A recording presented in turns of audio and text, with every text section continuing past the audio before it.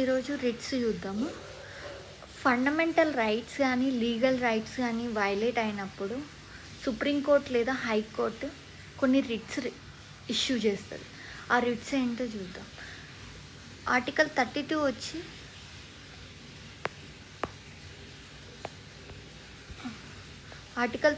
వచ్చి ఏదైతే supreme court fundamental rights violate అయినప్పుడు ఏదైతే రిట్ ఇష్యూ చేస్తుందో అవన్నీ ఆర్టికల్ 32 కిందికి వస్తాయి.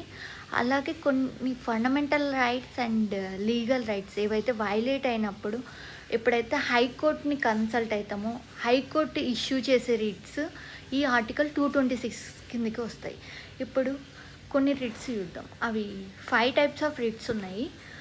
Habeas corpus, mandamus, quo warranto, prohibition and సెర్చరీ.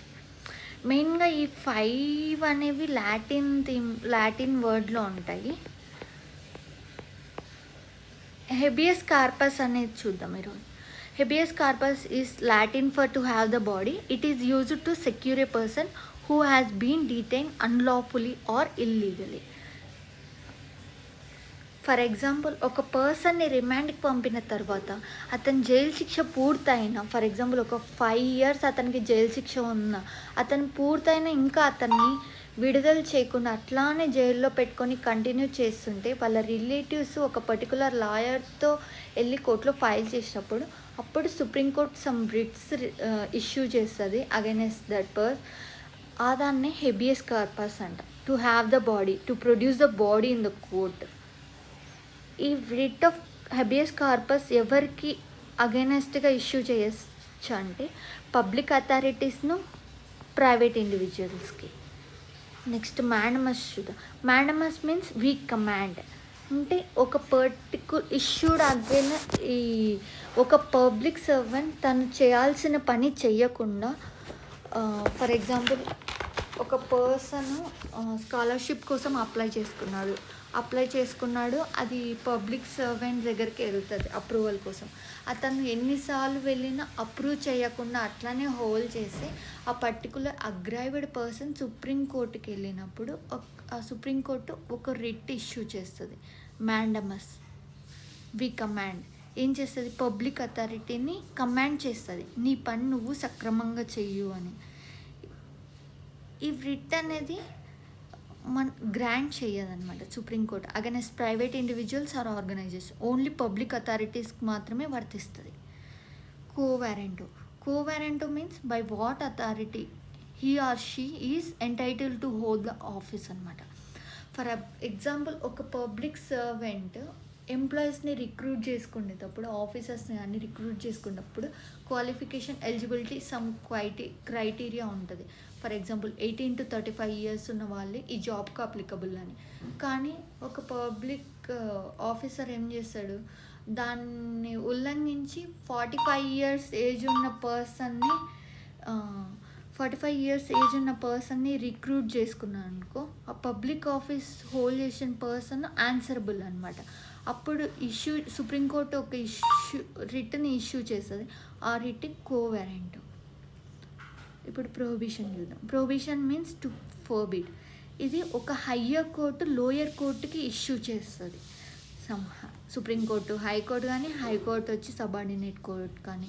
అంటే జడ్జిమెంట్ ఇవ్వకముందు, ఫర్ ఎగ్జాంపుల్ ఈరోజు జడ్జిమెంట్ వస్తుంది, ఒక నిర్దోషికి శిక్ష పడుతుందని, ఆ జడ్జిమెంట్ ఇవ్వకుండా ఆపి ప్రొహిబిట్ చేస్తుంది ఆ పర్టికులర్ లోయర్ కోర్టు ఆ జడ్జిమెంట్ ఇవ్వకుండా.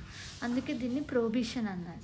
ఇది ఎవరికి అవైలబుల్ అగైనెస్ట్ అంటే, నాట్ అవైలబుల్ అగైనెస్ట్ అంటే administrative and legislative bodies and private individuals or organisation. Mainly supreme court వచ్చి హైకోర్టుకి ఇష్యూ చేస్తుంది, హైకోర్టు వచ్చి సబార్డినేట్స్ కోర్ట్స్కి ఇష్యూ చేస్తుంది. ప్రైవేట్ ఇండివిజువల్స్కి అట్లా ఏముండదు. ఇది ఇంకొక రిట్ సెర్చరీ. ఇది టు బీ సర్టిఫైడ్. పైన చూసిన ప్రొహిబిషన్ వచ్చి ప్రివెంటివ్ మెథడ్. అంటే జడ్జిమెంట్ ఇవ్వకముందే మధ్యలో అడ్డుపడి దాన్ని ప్రొహిబిట్ చేయడం. ఇది సెర్చరీ. అంటే ఆల్రెడీ ఇచ్చిన జడ్జిమెంట్ని తీసుకొని ఆల్రెడీ జడ్జిమెంట్ ఇచ్చేసిండు, ఆ ఇచ్చిన జడ్జిమెంట్ని మళ్ళీ తీసుకొని దాన్ని మార్చి చెప్పడం, మీది తప్పుంది ఈ ఇచ్చిన జడ్జిమెంట్ అని సుప్రీంకోర్టు హైకోర్టుకి చెప్తుంది, హైకోర్టు సబార్డినేట్ కోర్ట్స్కి. ఇలా రిటర్న్ పాస్ చేసేదాన్ని సెడ్షరీ అంటారు. ఇది కూడా సేమ్ ఎవరికి ఉంటుందంటే జ్యూరిడిక్షన్ అంటే సబార్డినేట్, సుప్రీంకోర్టు నుంచి హైకోర్టు వాళ్ళకి, హైకోర్టు నుంచి సబార్డినేట్ వాళ్ళు. ఇది మెయిన్గా ఎప్పుడు పాస్ చేస్తారంటే ఎక్సెస్ ఆఫ్ జ్యూరిడిక్షన్ అప్పుడు, లేదా ల్యాక్ ఆఫ్ జ్యూరిడిక్షన్ అప్పుడు, లేదా ఏదన్నా పాస్ చేసిన జడ్జిమెంట్లో తప్పు ఉన్నప్పుడు, అలాంటి టైంలోనే పాస్ చేస్తారు. ఇంకా బిఫోర్ 1950 వరకు ఈ రిట్స్ అనేవి కొన్ని కోర్ట్స్ మాత్రమే ఇష్యూ చేస్తున్నాయి. కల్కత్తా హైకోర్టు ఒకటి, బాంబే హైకోర్టు ఒకటి, అండ్ మెడ్రాస్ హైకోర్టు ఒకటి. ఆర్టికల్ 226 ప్రకారము హైకోర్టు ఏదైతే రిట్స్ ఇష్యూ చేస్తుందో అది బోత్ ఫండమెంటల్ రైట్స్కి ఉంటుంది అప్లికబుల్, లీగల్ రైట్స్కి ఉంటుంది. కానీ ఆర్టికల్ 32 ఏదైతే సుప్రీంకోర్టు ఇష్యూ చేస్తుందో రిట్స్, అవి ఓన్లీ ఫండమెంటల్ రైట్స్ వైలేట్ అయిపోయినప్పుడు మాత్రమే ఈ రిట్స్ ఇష్యూ చేయగలుగుతుంది. ఈ రిట్స్ ఎక్కడి నుంచి బారో చేసిందంటే ఇంగ్లీష్ నుంచి. అక్కడ ఏమంటామంటే వీటిని ప్రెరోగేటివ్ రిట్స్ అంటారు. ఎగ్జామ్లో క్వశ్చన్స్ ఎలా అడుగుతారంటే sometimes match the followings అడుగుతారు. హ్యాబియస్ కార్పస్ అనేది to have the body produce, to have the body,